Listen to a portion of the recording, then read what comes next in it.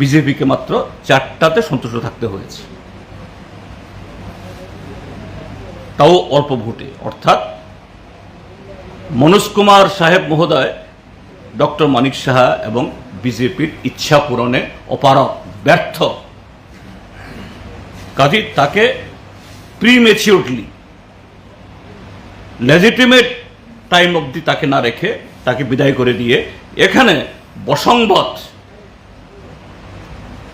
কলঙ্কিত, অভিযুক্ত, যার কোনো ইন্টিগ্রিটি নেই, এরকম লোককে বসানো হয়েছে। আমরা এই নিয়োগের তীব্র বিরোধিতা করছি এবং সরকারের কাছে আবেদন জানাচ্ছি, বিবেচনা করুন। রাজ্যের সমস্ত গণতান্ত্রিক দল এবং জনমতের কাছে, শুধু দল না, পাবলিকের কাছে বলছি যে সামনে ভিলেজ কমিটি নির্বাচন আসছে, খুবই গুরুত্বপূর্ণ। 5 বছর নির্বাচন না করে ফেলে রেখে গোটা পাহাড়টাকে এই ভারতীয় জনতা পার্টি দল সাথে মথাও আছে, পাহাড়টাকে খোকলা করেছে।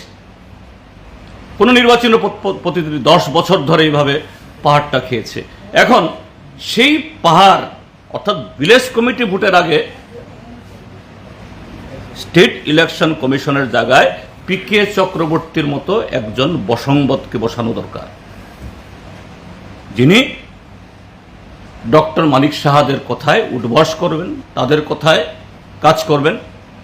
কাজেই আমার আবেদন, এ রাজ্যের সমস্ত গণতন্ত্র প্রিয় মানুষ, এমনকি বিজেপির মধ্যেও যারা রাজ্যে গণতন্ত্র বিরাজ করুক, মানুষের মুক্ত কণ্ঠস্বর এটা উচ্চকিত হোক, যারা চান তারা সরকারের উপরে এই নিয়োগে এরাও প্রস্তাব, আমরা তো বিরোধিতা করছি। 1, 2, আরেকটা বিষয় হল, আজকে নিচে সকাল থেকে দেখেছেন আপনারা, সারা দেশের সাথে আমরা ত্রিপুরাজ্যের মানুষ, আমাদের রাজ্যের পার্টিও, আমরা গভীর উদ্বেগ এবং ক্ষোভের সাথে বলতে চাইছি, যেভাবে আজকে খুব সকালবেলা দিল্লিতে গত 20 দিন ধরে দেশের লক্ষ লক্ষ ছাত্রছাত্রী, প্রায় 50 লক্ষ, যারা নিট, সিবিএসই, কুয়েট, আরও নানা এরকম অল ইন্ডিয়া ভর্তি এক্সাম এই জন্য দিয়ে আসছেন। এই সরকার আসার পর একটার পর একটা কেলেঙ্কারি, এবং তার সাথে বিজেপি শাসিত সবগুলো রাজ্যে পেপার লিক ইত্যাদি। এবং এই গেল একটা বছরে 14 জন না 15 জন ছাত্রছাত্রী আত্মহত্যা করেছে।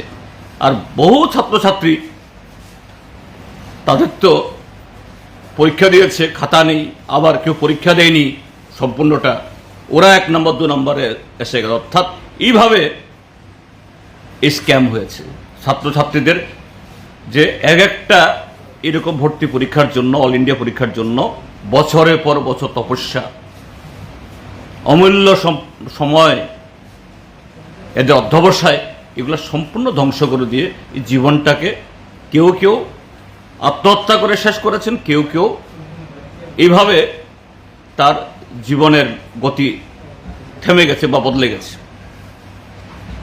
এই ঘটনা যখন সুপ্রিম কোর্টের মাননীয় যে উচ্চ এই কি বলে চিফ জাস্টিস অফ ইন্ডিয়া, তার এক বক্তব্যে একজন ছাত্র অভিষেক দীপকে,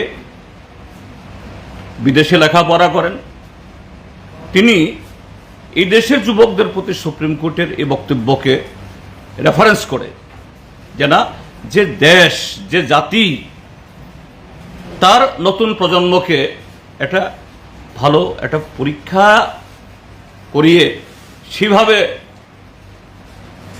সুন্দর জীবন তৈরি করার জন্য রাস্তা করে দিতে পারে না।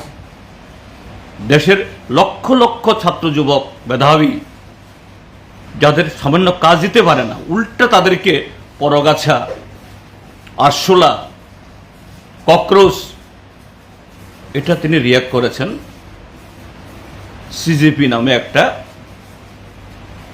সোশ্যাল মিডিয়াতে এটা পোস্ট করে।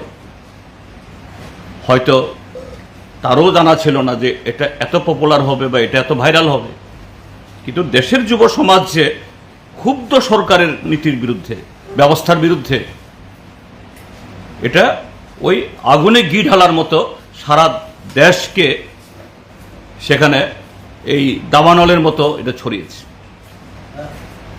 এবং দেশে ফিরে এসে তিনি এই ধর্মেন্দ্র প্রধান, যিনি আমাদের দেশের শিক্ষামন্ত্রী, যার আমলে এই দেশের শিক্ষা ব্যবস্থা কলঙ্কিত, প্রায় 1 লক্ষ স্কুল বন্ধ হয়ে গেছে, সবটা মিলিয়ে ধর্মেন্দ্র প্রধানের পদত্যাগ চেয়ে সেখানে আন্দোলন শুরু করেছেন। আর সেখানে সোনাম ওয়াংচুক নামে একজন সমাজকর্মী, পরিবেশবিদ এবং বিজ্ঞানীও, তিনি একটা ব্যতিক্রমী বিশ্ববিদ্যালয় লাদাখে খুলেছেন। সেই বিশ্ববিদ্যালয়ের যোগ্যতা হলো যে খুব ভালো নম্বর করে ভালো নম্বর পেয়ে পাশ করে এসে এই ছাত্র না, যারা পরীক্ষায় পাশ করতে পারে না, বারবার চেষ্টা করে ফেল করছে, গরিব, এরাই হলো যোগ্যতা। তাদেরকে নিয়ে কিভাবে এদের জীবন গড়ে দেওয়া যায়, এরকম একটা বিশ্ববিদ্যালয় করেছেন। এইভাবে আমাদের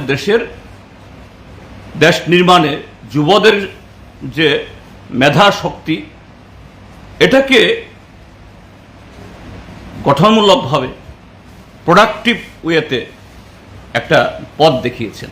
এরকম সুনাম আন্তর্জাতিক ক্ষেত্রেতেও তার অনেক সুনাম হয়েছে, যিনি আবার সেখানে লাদাখে ষষ্ঠ